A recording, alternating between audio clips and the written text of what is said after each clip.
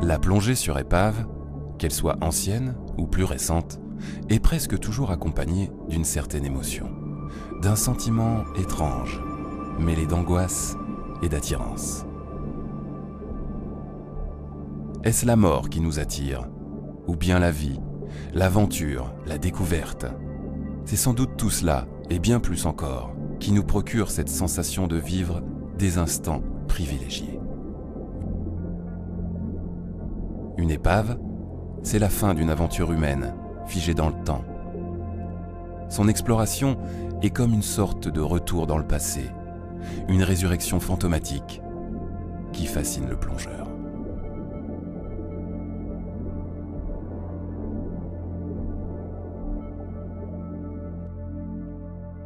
Le littoral marseillais est l'un des plus riches en vestiges sous-marins.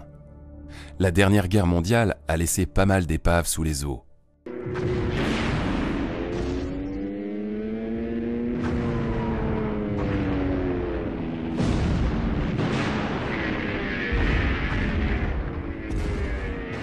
À cela, il faut ajouter les échouages, les incendies, les erreurs de manœuvre et autres infortunes de mer. Une telle abondance de navires et d'avions coulés mérite d'y consacrer un sujet entier. Mais dans le cadre des plongées accessibles de la Côte Bleue, nous nous limiterons ici à la visite de 4 épaves. Une dans la rade de Marseille, le Saint-Dominique, et 3 autres autour de l'île de Planier, le Messerschmitt, le Dalton et le Shawen. Le Shawen au Planier, eh bien, c'est un peu la Mecque du coin. C'est les Champs-Élysées. C'est ce qu'on veut voir. Tous les plongeurs qui viennent dans la rade de Marseille ou à Carry-le-Rouet, c'est-à-dire sur la Côte Bleue, eh bien, ne peuvent pas passer là sans aller sur le phare du Planier et faire le Shawen. Pourquoi? Eh bien, le Shawen a la particularité d'être une épave assez importante. C'est un ancien cargo qui est récent, qui a coulé dans les années début 70, qui fait 90 mètres de long et qui est sur faible profondeur. On trouve la proue à 15 mètres et la poupe, l'hélice, dans 36 mètres d'eau. Elle est couchée sur le flanc bâbord. Donc, elle est carrément collée au Planier. Elle est à l'abri de beaucoup de vent, sauf celui de la tramontagne, sauf celui de l'ouest donc. Mais sinon, c'est une plongée qui est excessivement facile à réaliser, même pour les débutants. Les baptêmes peuvent la survoler, parce que l'eau y est toujours claire. Même dans 6 mètres d'eau, on peut apercevoir la coque en entier. Donc elle représente un véritable attrait pour tous ceux qui veulent découvrir une épave importante, conséquente, mais finalement sans le moindre risque, puisque c'est une plongée qui est excessivement facile et à la portée de tout le monde. Le Shawen, bon, il est venu s'échouer là dans les années 70, et puis le temps a fait son travail, il a reculé, il a reculé, puis il s'est couché donc sur le flanc bâbord. Et aujourd'hui, elle offre encore quelques cales grandement ouvertes, le château est accessible, donc cette épave revêt tout ce qu'un plongeur peut imaginer, c'est-à-dire l'épave qu'on voit entier, on voit encore que c'est un bateau, on imagine pouvoir rentrer dedans, on la voit en relief, on voit les coursives, on voit les hublots, on voit les cales, on peut même voir la salle des machines, même si on ne rentre pas dedans. Donc vraiment, pour une plongée excessivement, finalement, facile, accessible à tous, eh bien, on en garde un souvenir extraordinaire.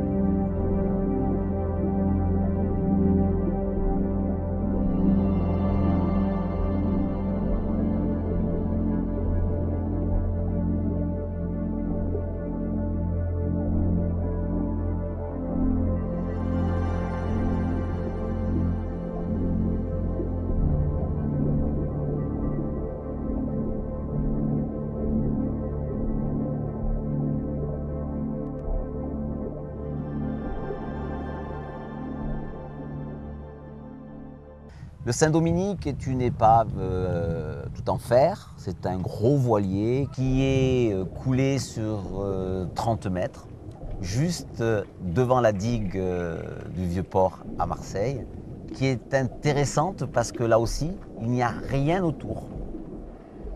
Les photographes sont très intéressés par cette plongée parce qu'ils vont y faire, notamment ils y trouvent beaucoup de doris, des colonies entières de doris géantes. Indépendamment de ça, l'épave est très belle et quand on se situe à la proue du bateau, sur la proue à tribord, il y a un filet concrétionné qui orne la coque. Ça confère une ambiance assez sympathique.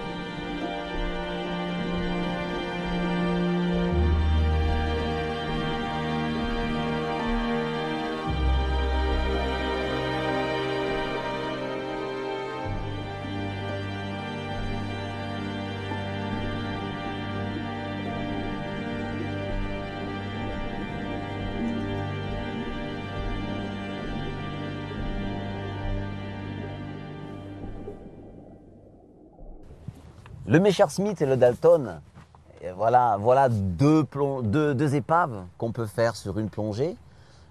Ces deux épaves sont situées donc au nord du Planier. Le Messerschmitt est à quelques coups de palme du tombant nord. Il est sur un fond de 42. Bon, relativement abîmé quand même parce qu'il a été chaluté plusieurs fois et donc un peu maltraité.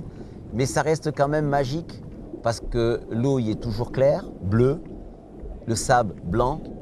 Et cette épave, comme une croix posée au fond de l'eau, est assez extraordinaire.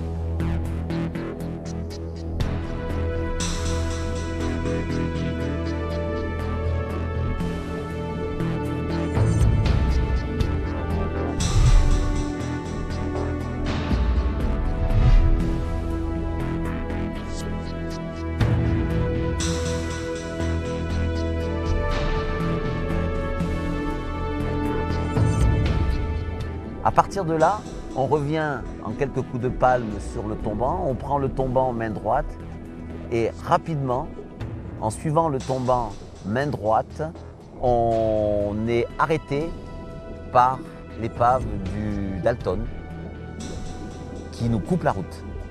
Et là, on arrive bien sûr sur la poupe du Dalton et on finit la plongée en remontant le long du Dalton, le Dalton qui est aussi venu s'échouer sur le planier et qui est donc, qui termine, la proue se termine dans 12 mètres d'eau.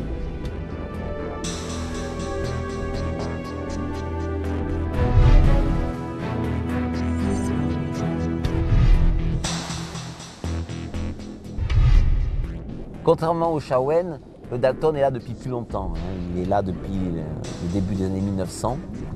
Il est venu s'échouer là parce qu'il avait des voies d'eau, il transportait du plomb, il est venu chercher refuge au planier. Et lui, il est beaucoup plus abîmé. Donc on remarque, comme sur chaque épave, les chaudières, l'avant est assez abîmé. Par contre, la poupe est assez bien conservée. Donc en remontant le long du Dalton, on peut très bien terminer sa plongée dans 12 mètres d'eau. Donc ça nous permet de faire une plongée sur 40 et plus et terminer dans peu d'eau pratiquement sans faire du palier.